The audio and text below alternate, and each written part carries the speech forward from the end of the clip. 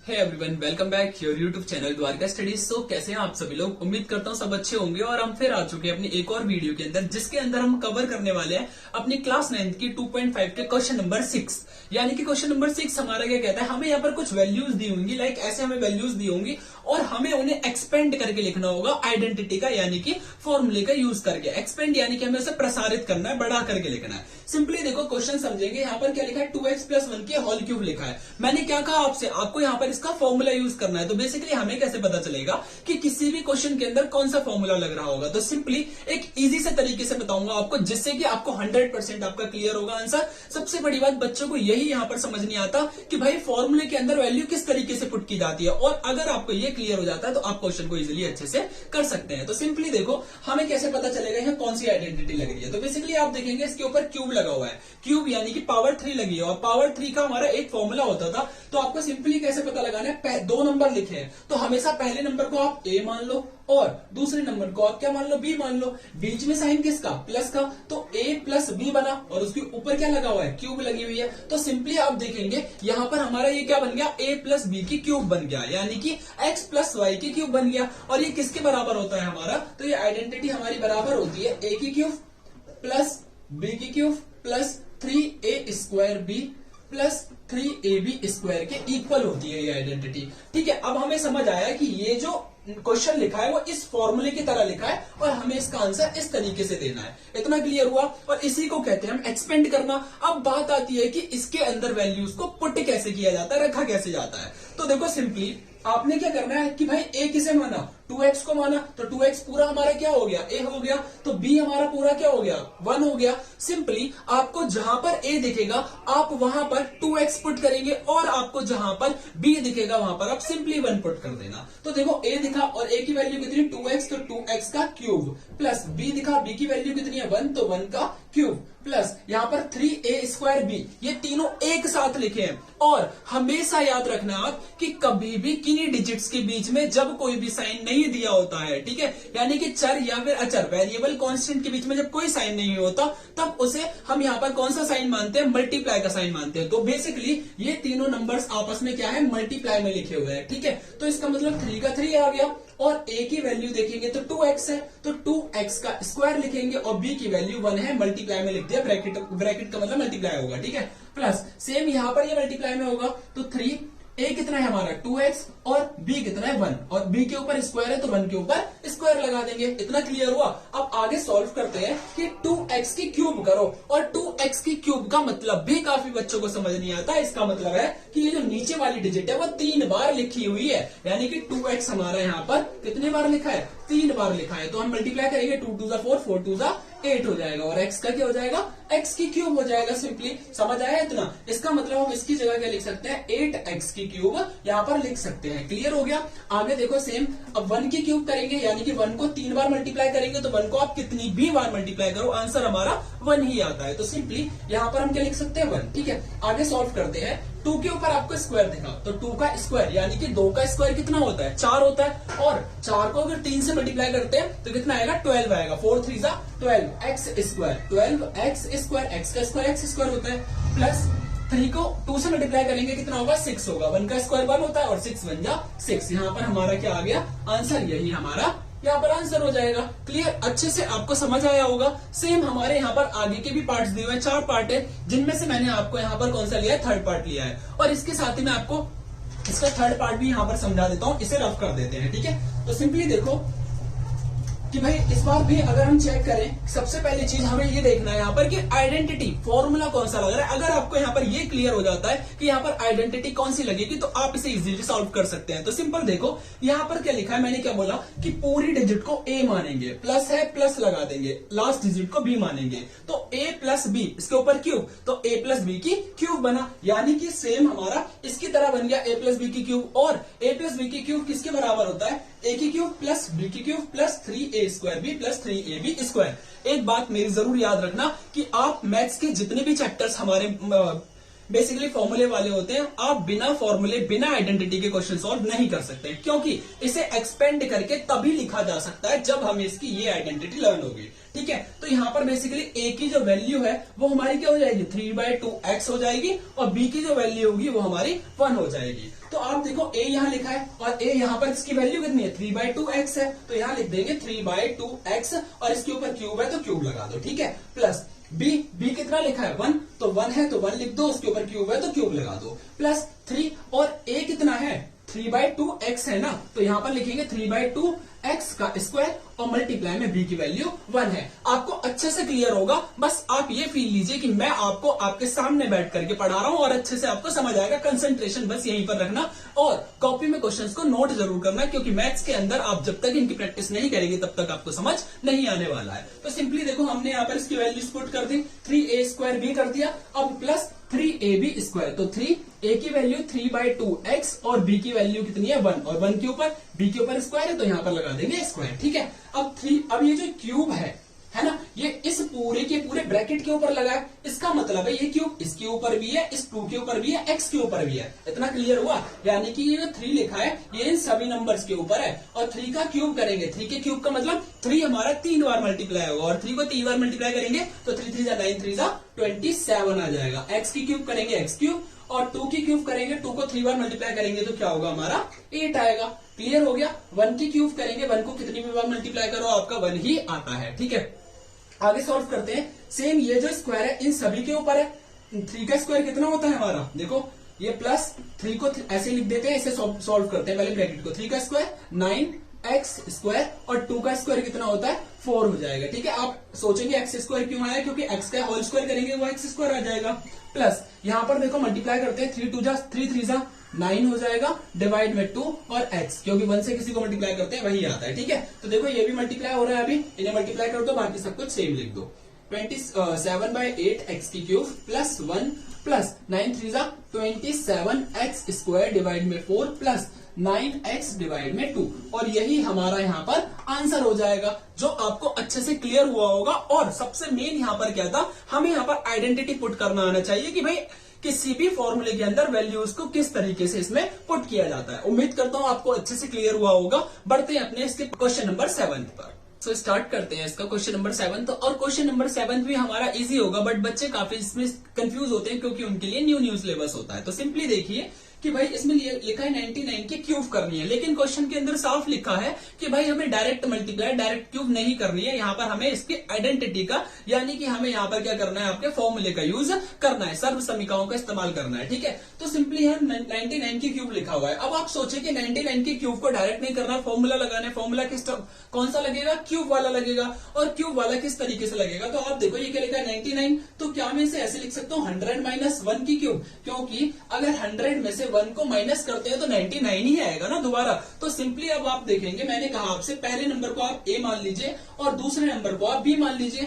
a और b की value पता चली, यानी कि a - b का क्यूब बन गया, और a - b का क्यूब जो होता है वो हमारा बराबर होता है a की क्यूब माइनस b की cube minus 3a² plus 3ab² के बराबर होता है। अब एक चीज ध्यान दो, आपने a पूरा 100 को माना और b पूरा 1 को माना। ठीक है, बच्चों को पुट करने नहीं आता ना, तो बस वो अच्छे से देखो, अभी आप सीख जाएंगे कि a की वैल्यू 100, आपको यहाँ पर जहां भी a दिखेगा वहां आप 100 रख देंगे, और b की वैल्यू 1 है, तो आपको जहां भी क्या दिखने वाला है 1 दिखेगा, आप सिंपली वहां पर जहां पर b दिखेगा वहां पर 1 पुट कर देंगे। तो देखो a की क्यूब यानी कि 100 की क्यूब करते हैं। ठीक है, माइनस b कितना है 1 की क्यूब माइनस 3, a कितना है हमारा 100 का स्क्वायर और b 1 है, प्लस 3a हमारा 100 और b कितना है हमारा 1 का स्क्वायर हो जाएगा। क्लियर हुआ। सेम आगे सॉल्व करते हैं। ऐसे 100 की क्यूब का मतलब है हमारा 100 3 बार लिखा है, यानी कि 100 को अगर हम 3 बार मल्टीप्लाई करते हैं तो भाई देखो 2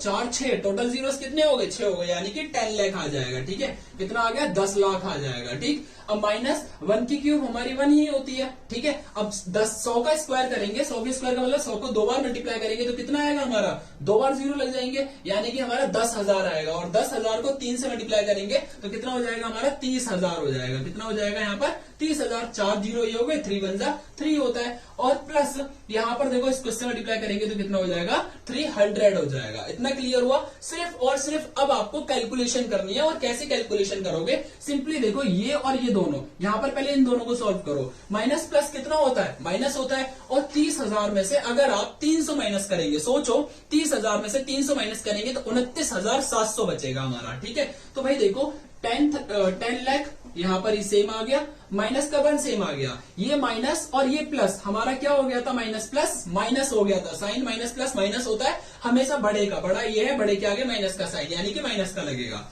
माइनस का कितना बचेगा 29,700 बचेगा, इसमें से इसे माइनस कर दिया। समझ आया इतना, क्योंकि माइनस प्लस माइनस होगा, साइन बड़े का लगेगा यानी कि माइनस का लगेगा। अब देखो इन दोनों नंबर्स को सॉल्व कर लो, 1 को और 29,700 को, तो माइनस माइनस क्या होगा, प्लस होगा। 29,700 में अगर आप 1 प्लस करेंगे, 1 प्लस करेंगे तो क्या होगा 29,701 हो जाएगा। माइनस माइनस प्लस होता है, साइन माइनस का लगता है यानी कि बड़े का लगता है। तो 10 लाख में से अगर हम माइनस करेंगे, माइनस माइनस प्लस करेंगे तो क्या आएगा 29,701 आएगा। ठीक है, कितना आया 29,701, minus minus plus sign minus का ही आएगा।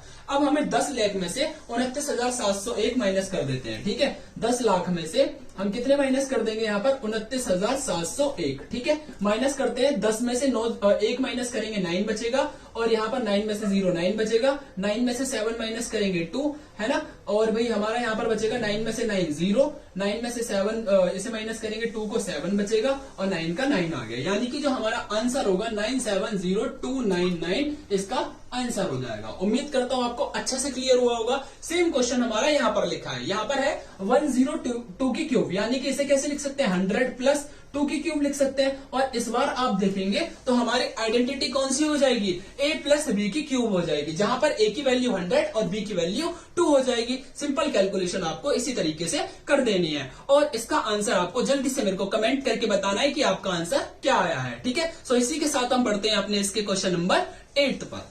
सो स्टार्ट करते हैं अपना क्वेश्चन नंबर 8। तो और क्वेश्चन नंबर 8 हमारा इंपॉर्टेंट होने वाला है हमारे एग्जाम के लिए भी, और बच्चों को ये क्वेश्चन हमारा कंफ्यूज भी करता है। तो सिंपली अभी तक हम क्या कर रहे थे, a प्लस बी की क्यूब दी होती थी और हम उसे एक्सपेंड करके लिखते थे, यानी कि विस्तारित करते थे उसे। सिंपली इस बार हमें एक्सपेंड फॉर्म में, वो हमें पहले से दिया हुआ है और हमें उसके फैक्टराइज करना है आइडेंटिटी का यूज करके।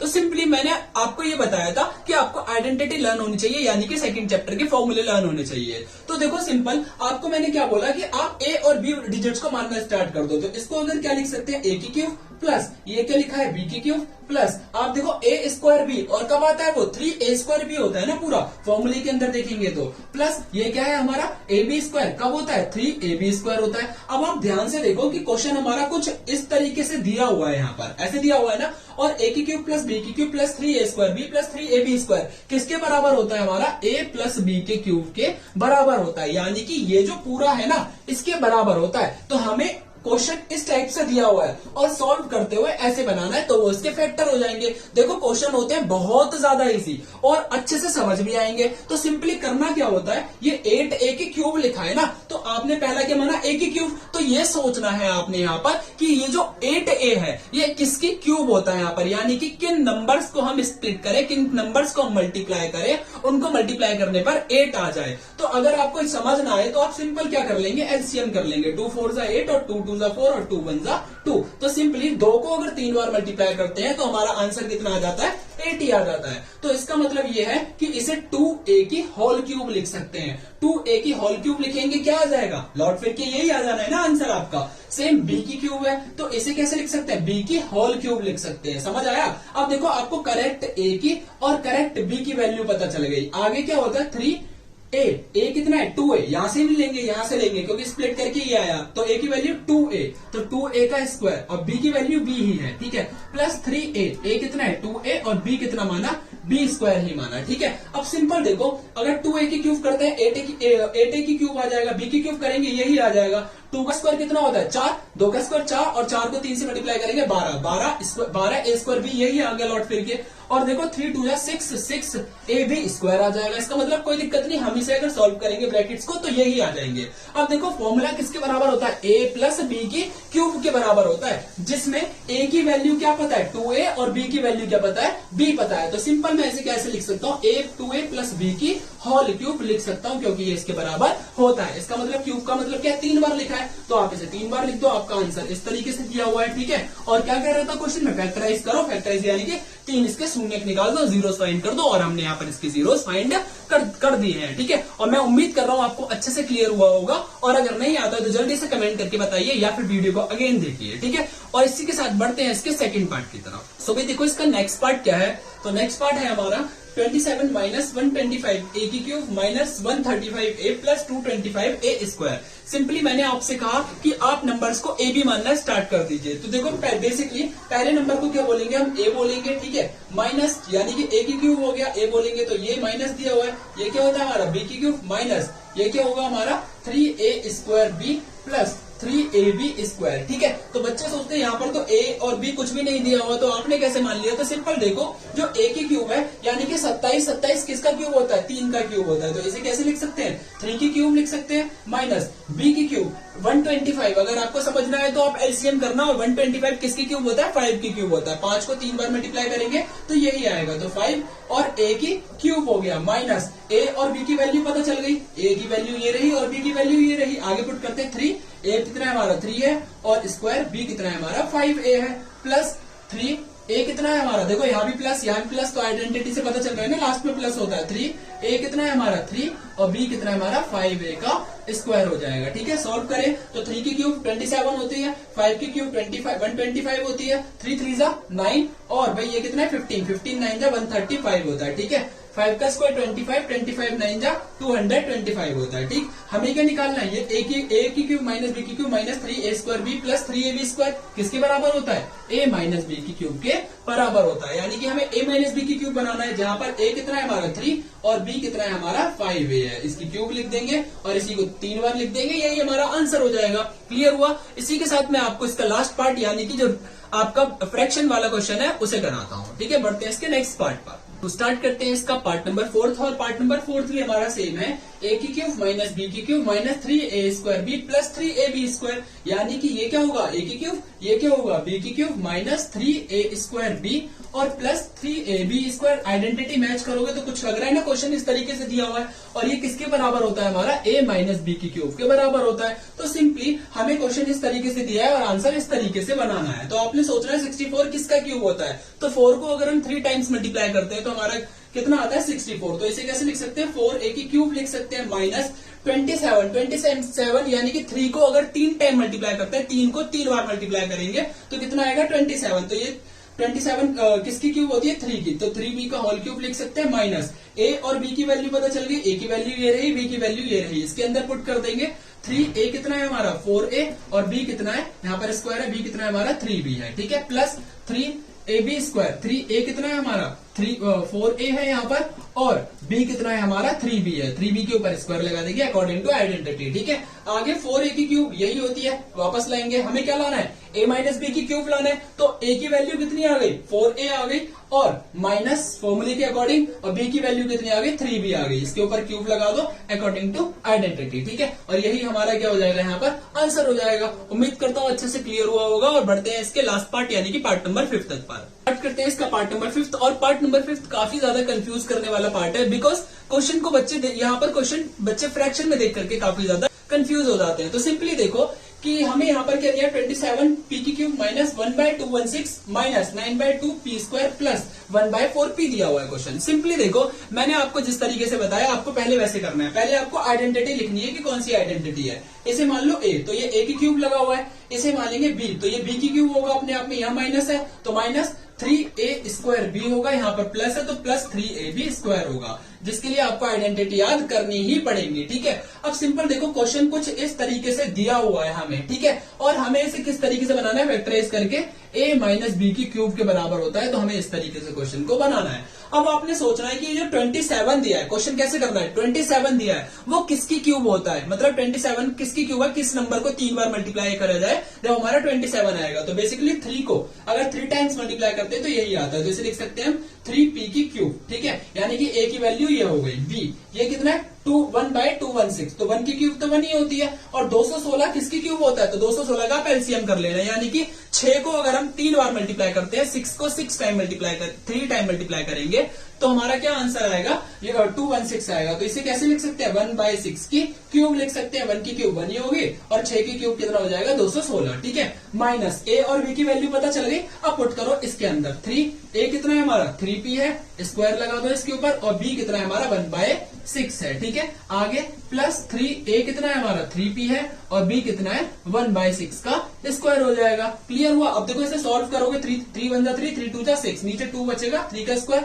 9, 9/2 p स्क्वायर यही आ जाएगा। सेम 6 का स्क्वायर करेंगे 36 हो जाएगा, और इसे काटेंगे 12 आ जाएगा, 3 1 जा 3, 3 4 जा 12, ऊपर नीचे कट के तो 4 बचेगा नीचे, ऊपर p/4 हो जाएगा, यानी कि वही p 1 जा p 1/4 हो जाएगा, ठीक है। तो सिंपली हमें क्या लेकर के आना है, a माइनस b की क्यूब लेकर के आना है, और जहां पर हमने a की वैल्यू ये निकाल दी, b की वैल्यू ये निकाली, आप हर जगह देख लो, a ये रहा, b ये रहा, a ये रहा, b ये रहा, ठीक है। तो सिंपली a कितना है हमारा 3p माइनस 1/6 की होल क्यूब, यही हमारा क्या होगा यहाँ पर आंसर हो जाएगा। और इसी के साथ हमारा ये क्वेश्चन खत्म होता है, और उम्मीद कर रहा हूँ आपको क्वेश्चन अच्छे से समझ आया होगा। तो जल्दी से वीडियो को लाइक कर दीजिए, बढ़ते हैं इसके नेक्स्ट क्वेश्चन पर।